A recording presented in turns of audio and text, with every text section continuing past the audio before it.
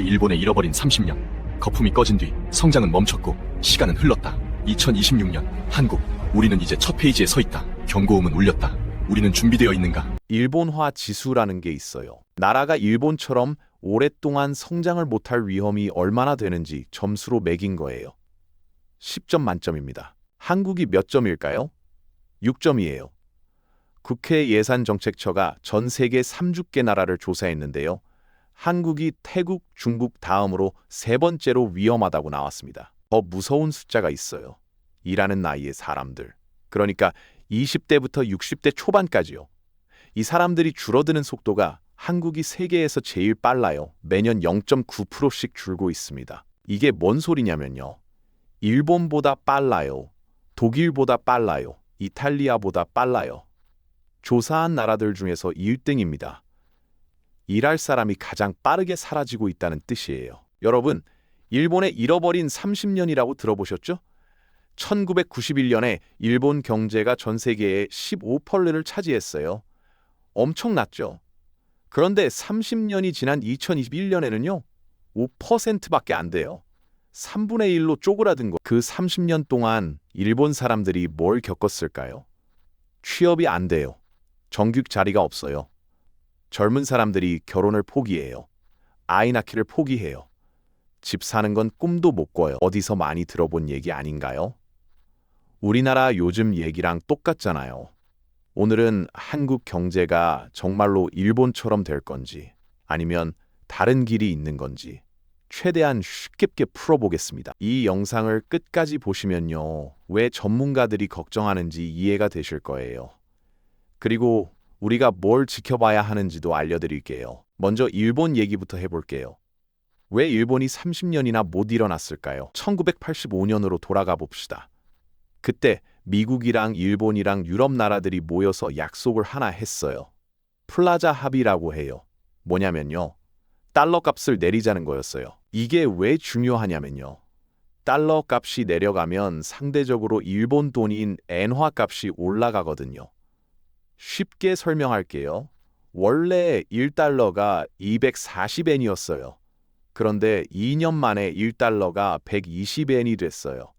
엔화 값이 2배로 뛴 거예요. 이러면 뭐가 문제일까요? 일본이 만든 물건을 외국에 팔 때요. 갑자기 가격이 2배로 비싸진 거예요.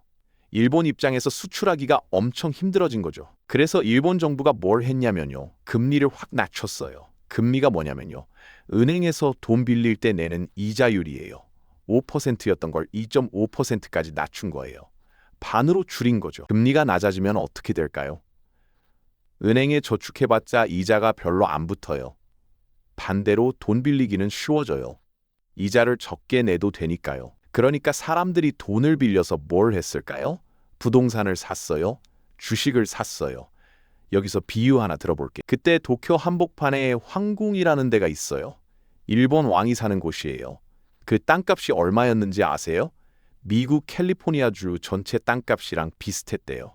과장이 아니라 진짜. 당시에 유행했던 게 뭐냐면요. 빚내서 집을 사요. 그 집을 담보로 또 빚을 내요. 그 돈으로 또 집을 사요. 은행이 집값의 100%까지 빌려줬거든요. 심지어 100년 만기 대출 상품도 나왔어요. 아버지가 빌리고 아들이 갚고 손자가 갚는 거예요. 도쿄에서 30년 동안 부동산 중개업을 했던 다나카 씨라는 분이 계세요. 60대 후반이에요. 이분이 인터뷰에서 이렇게 말했어요. 1989년에 3억 엔짜리 아파트를 팔았어요. 우리 돈으로 한 30억쯤 되는 거예요. 그런데 5년 뒤에 같은 아파트가 9천만 엔에도 안 팔렸어요. 3분의 1도 안 되는 값인데도요. 손님도 사라지고 동료들도 하나둘 가게 문을 닫았어요. 1989년에 일본 중앙은행이 뒤늦게 정신을 차렸어요. 이러다 큰일 나겠다 싶었던 거죠. 금리를 확 올렸어요. 2.5%를 6%로요. 2배 넘게 올린 거예요. 부동산 대출도 막았고요. 그러니까 어떻게 됐을까요? 터졌어요. 집값이 폭락했어요. 주식도 폭락했어요. 일본 주식시장 지수인 니케이가요. 1990년 최고점에서 2003년까지 80%나 떨어졌어요. 만원어치 주식이 20만 원이 집값은요. 15년 연속 떨어졌어요. 2005년에는 1991년 최고점의 절반도 안 됐어요. 빚내서 집 산 사람들, 빚내서 주식 산 사람들. 다 망한 거예요. 기업들은 빚더미에 앉았어요. 은행들은 떼인 돈 처리하느라 10년을 허비했어요. 이걸 잃어버린 10년이라고 불렀는데요. 10년이 지나도 안 나아지고, 20년이 지나도 안 나아지고, 30년이 지났어요. 결과가 뭐냐면요. 1991년에 일본 경제가 한국의 11배였어요. 지금은요? 2.7배밖에 안 돼요. 1인당 소득은 2018년에 한국한테 추월당했고요. 자, 이제 한국 얘기를 해볼게요. 첫 번째로요. 인구 상황이 일본이랑 너무 비슷해요. KDI라고 있어요. 한국개발연구원이에요. 나라 경제를 연구하는 데예요. 거기서 발표한 자료를 보면요. 한국의 인구 관련 숫자들이요. 20년 정도 차이를 두고 일본을 그대로 따라가고 있대요. 숫자 하나 보여드릴게요. 출산율이요. 여자 1명이 평생 낳는 아이 수예요. 한국이 2024년에 0.74명이에요. 이게 얼마나 낮은 거냐면요. OECD라고 있어요. 선진국들 모임이에요. 38개 나라가 있는데요. 한국이 꼴찌예요. OECD 평균이 1.5명인데 한국은 그 절반도 안 돼요. 미국 뉴욕타임스라는 유명한 신문에서 뭐라고 했는지 아세요? 14세기에 유럽에서 흑사병이 퍼졌을 때보다 더 빠르게 인구가 줄고 있다고 했어요. 일하는 나이 사람들. 20살부터 염숙 4살까지요. 이 사람들이 얼마나 빠르게 줄고 있냐면요. 매년 0.9%씩 줄고 있어요. 다른 나라랑 비교해 볼게요. 독일은 0.7%씩 줄어요. 이탈리아는 0.6%씩요. 일본은요. 0.5%씩이에요. 한국이 제일 빨라. 서울 마포구에서 식당을 하시는 박정민 씨라는 분이 계세요. 45살이에요. 이분이 이렇게 말했어요. 5년 전만 해도 아르바이트생 구하기 쉬웠어요. 지금은 시급 10,000원 넘게 줘도 사람이 없어요. 20대 자체가 없으니까요. 일본이 왜 30년 동안 못 일어났을까요? 핵심 원인 중 하나가 일하는 사람이 계속 줄었기 때문이에요. 일하는 사람이 줄면 경제가 성장하기 어려워. 한국은요? 일본보다 더 빠르게 일하는 사람이 사라지고 있어요. 두 번째로요. 빚이 너무 많아요. 2025년 현재 한국 사람들이 진 빚이요. 다 합치면 1,880조 원이에요. 1,880조 원이 얼마나 큰 돈이냐면요. 1조 원짜리 다발을 1,880개 쌓은 거예요. 상상이 안 되죠? 이 중에서 집 사려고 빌린 돈이 1,130조 원이에요. 절반이 넘어요. 우리나라 1년 GPP 있잖아요. 나라에서 1년 동안 만들어내는 돈이요. 그거 대비 가계비 비율이 90%예요. 세계에서 2등에서 4등 사이예요. 엄청 높은 거예요. 그런데요. 우리나라에만 있는 게 있어요. 전세요. 전세 보증금도 빚으로 치면요. GDP 대비 156%까지 올라가요. 세계 1등이 일본이 거품이 터지기 직전인 1994년에요. GDP 대비 민간 빚이 214%였어요. 한국이 2023년에 207%예요. 거의 다 왔어요.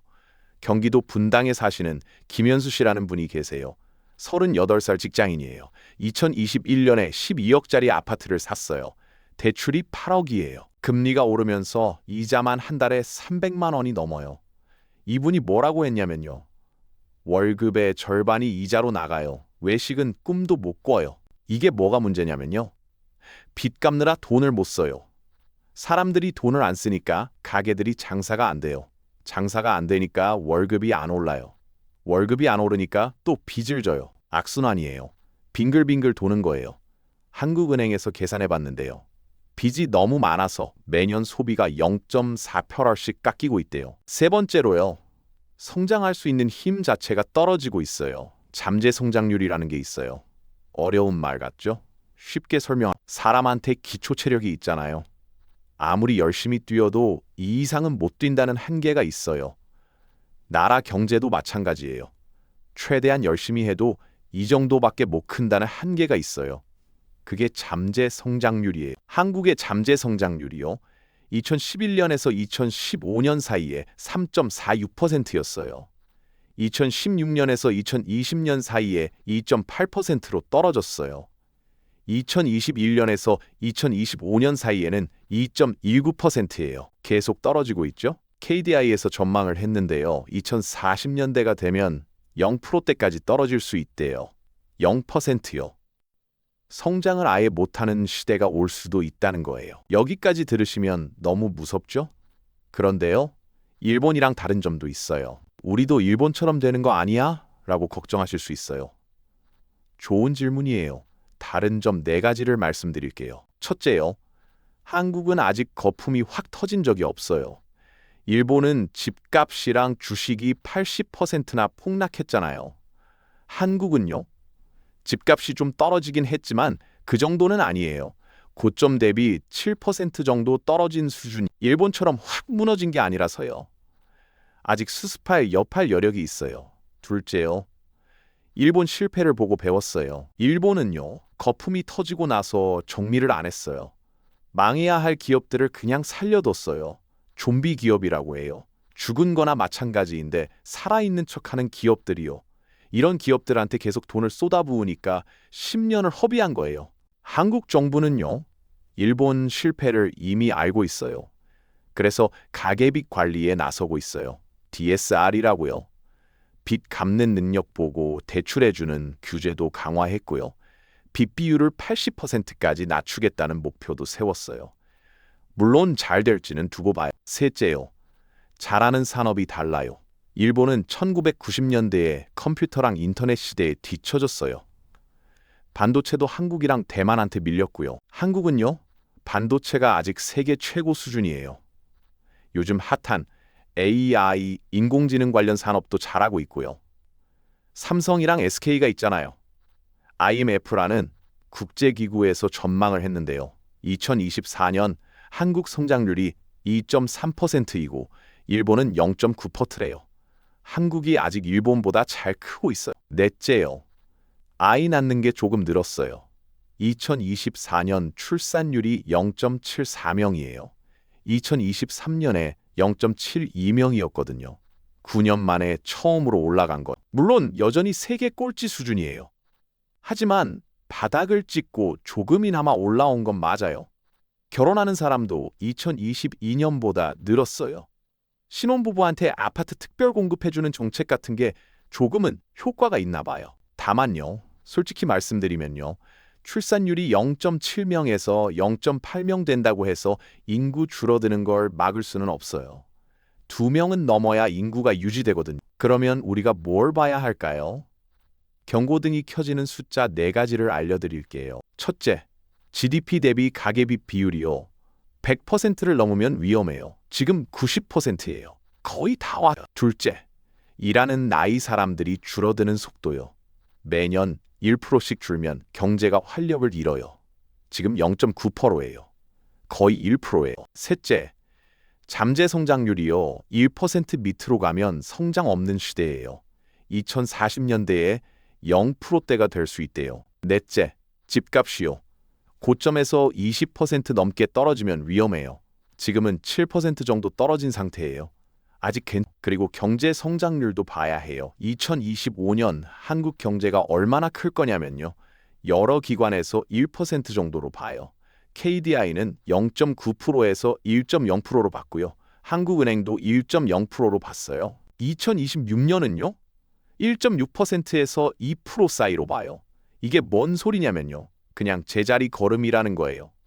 확 좋아지는 게 아니라 바닥에서 겨우 버티는 수준이에요. KDI 전문가가 뭐라고 했냐면요. 2026년 1.6% 성장은 회복이라고 부르기 어렵다. 2025년에 안 좋았던 게 2026년에도 그냥 그대로라는 뜻이다 라고 했어요. 자, 그러면 어떻게 해야 할까요? 일본이 왜 30년이나 못 일어났는지 다시 정리해볼. 첫째, 거품이 너무 커지는 걸 막지 못했어요. 둘째, 거품이 터지고 나서 빨리 정리를 안 했어요. 그냥 질질 끌었어요. 셋째, 아이를 안 낳으니까 일하는 사람이 계속 줄었어요. 한국은요? 인구 문제는 일본보다 더 심각해요. 출산율 0.7명대는 일본도 겪어본 적 없는 수준이에요. 하지만요. 인구만으로 모든 게 결정되는 건 아니에요. 국회 예산정책처에서 뭐라고 했냐면요. 일하는 사람 비율을 높여라. 여자분들이랑 어르신들이 더 일할 수 있게 해라. 빚을 줄여라. 효율을 높여라. 이렇게 하면 희망이. 여러분께 질문 3개 드릴게요. 한번 생각해 보세요. 하나, 내가 하는 일은 세상이 바뀌어도 계속 필요한 일인가? 둘, 내가 가진 재산은 진짜 가치가 있는 건가? 아니면 거품인가? 셋, 내 빚은 이자가 올라도 감당할 수 있는 답이 안 나오시면요. 지금 위험한 자리에 서 계신 거예요. 경제 전체 흐름은 우리가 바꿀 수 없어요. 하지만 그 안에서 어디에 서 있을지는 선택할 수. 일본에서도요. 30년 동안 다 망한 건 아니에요. 기술력 있는 회사, 해외로 나간 회사, 틈새 시장을 찾은 회사, 살아남았어요. 한국도 마찬가지일 거예요. 평균적으로는 안 좋아져도요. 잘 되는 데랑 안 되는 데 차이는 더 벌어질 거예요. 어디에 있느냐가 중요해지는 시대예요. 정리할. 첫째, 한국은 일하는 사람 감소, 빚 문제, 성장 능력 저하에서 일본 길을 따라가고 있어요. 둘째, 하지만 아직 거품이 확 터진 건 아니고요. 반도체 같은 잘하는 산업도 있어요. 다른 점도 분명히 있어요. 셋째, 결국 지금 어떻게 하느냐에 달렸어요. 빨리 대응하면 일본처럼 안 될 수도 있어요. 일본이 우리한테 알려주는 게 뭐냐면요. 거품 생기기 전에 막아라. 문제 생기면 빨리 정리해라. 인구 줄어드는 것에 미리 대비해라. 한국은 지금 시험대에 서 있어요. 20년 뒤에 우리는 어떤 세상을 살고 있을까요? 일본처럼 잃어버린 세대가 될까요? 아니면 위기를 기회로 바꾼 세대가 될까요? 그건 정부만 결정하는 게 아니에요.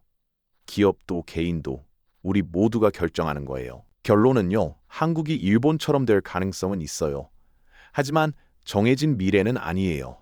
지금 어떻게 하느냐에 따라 일본의 길이 아니라 한국만의 새로운 길을 만들 수 있어요. 선택은 지금부터입니다. 오늘 영상이 도움이 됐다면 구독과 좋아요 꼭 눌러주세요. 다음 영상에서는 가계빚 2000조 시대, 누가 빚을 지고 있나를 파헤쳐 보겠습니다.